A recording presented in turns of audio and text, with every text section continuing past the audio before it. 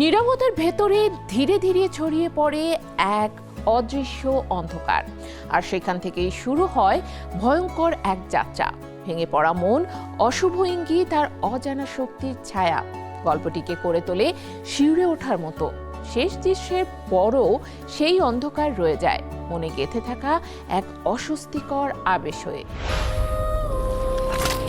মাঝে মাঝে আমার মনে হয় আমার বাসাটা একটা গ্যাস চেম্বার।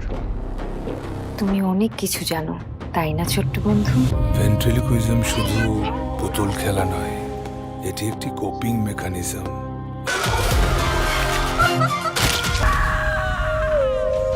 একটি দরজা খুলতেই যেন অন্ধকার ঢুকে পড়ে জীবনে, আর সেই অন্ধকার থেকে বের হওয়ার পথ খুঁজতেই শুরু হয় এক ভয়ঙ্কর যাত্রা।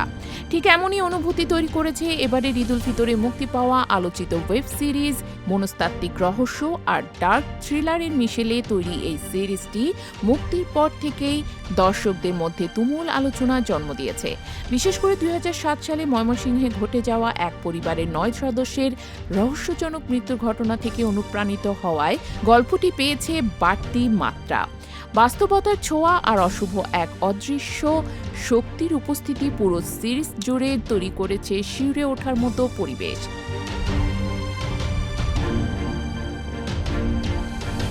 এই সিরিজের সবচেয়ে বড় চমক তৌসিফ মাহবুব। প্রফেসর ডক্টর হুমায়ুন চরিত্রে তার অভিনয় যেন দর্শকদের মনোজগতে স্থায়ী ছাপ ফেলেছে।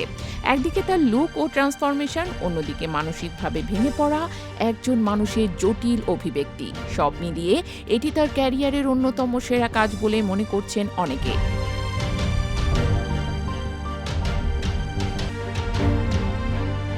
সামাজিক মাধ্যমে দর্শকদের প্রতিক্রিয়ায় বারবার উঠে আসছে এমন ভয়ঙ্কর অথচ গভীর অভিনয় তার খুব কমই দেখেছেন। পরিচালনায় ভিকি জাহেদ তার স্বাক্ষর রেখেছেন অনন্যভাবে। প্রতিটি পর্বে টান টান উত্তেজনা, ভয়াবহ সহিংসতা এবং অশুভ জাদুবিদ্যার অন্ধকার দিক এমনভাবে উপস্থাপন করা হয়েছে যা দর্শকদের এক মুহূর্তের জন্য স্বস্তি দেয় না, বরং প্রতিটি দৃশ্য যেন নতুন করে প্রশ্ন তোলে, আসলে কি ঘটছে আর এর শেষ কোথায়।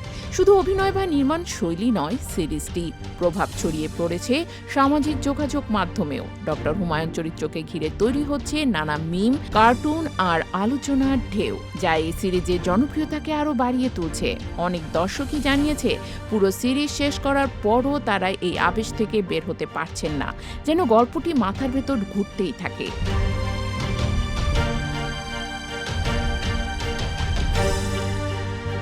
ওটিটি প্ল্যাটফর্ম আইস্ক্রিনে মুক্তি পাওয়া এই 8টি পর্বের সিরিজটি মাত্র এক সপ্তাহে রেকর্ড সংখ্যক ভিউ ও সাবস্ক্রিপশন অর্জন করেছে। অভিনয় আরও রয়েছেন আজমিরি হক বাঁধন, মৌসুমী মৌ, মেঘলাম মুক্তা, শাহেদ আলী, নাদের খান, আরেফিন জিলানি এবং শাওন। সবশেষে বলা যায়, চক্র 2 শুধু একটি সিরিজ নয়, এটি এক ধরনের অভিজ্ঞতা যা দর্শককে টেনে নেয় অন্ধকারের গভীরে আর রেখে যায় অসংখ্য প্রশ্নের সামনে।